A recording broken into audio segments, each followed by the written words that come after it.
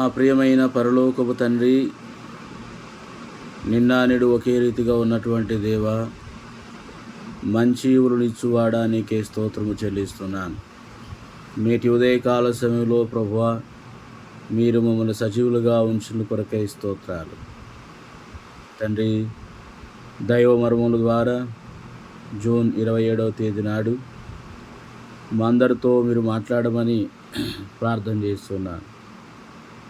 దేవా, మీ స్వరము ద్వారా ఆదరించబడి ఆశీర్వదించబడి సరిచేయబట్టకు కావలసిన కృపను కూడా దయచేయమని, వినుచున్న వారితో కూడా మీరు మాట్లాడమని దీవించమని ప్రభువైన యేసుక్రీస్తు వారి నామం పేరిట ప్రార్థించి వేడుచున్నాము తండ్రి, ఆమేన్.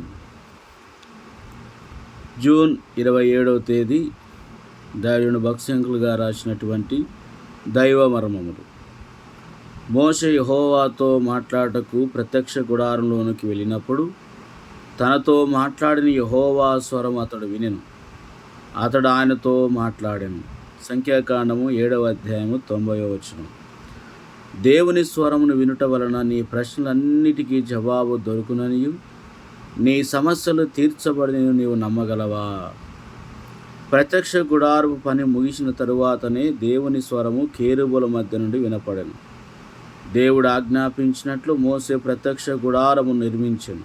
నిర్గమాకాండం 40:34 వచనములో యెహోవా తేజస్సు మందిరమును కమ్మినట్లు చూచున్నాం. దేవుడు అతి పరిశుద్ధ స్థలములో కేరుబుల మధ్య నుండి మాట్లాడను ఆరంభించెను. ఎవరైనను దేవుని చిత్తమును కనుగొననిచో ప్రధాన యాజకుని యొద్దకు రావలెను.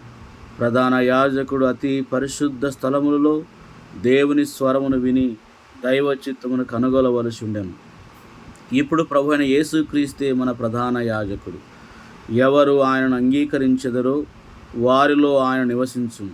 అప్పుడు వారు దేవుని ఆలయమగుచున్నారు. కనుక దైవ చిత్తమును కనుగొనుటకు ఇప్పుడు ఏ ప్రధాన యాజకుని యొద్దకు పోనవసరం లేదు.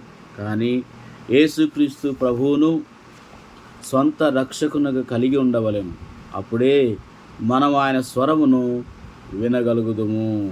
అట్టి కృప దేవుడు మనకు అనుగ్రహించునుగాక. ఆమేన్.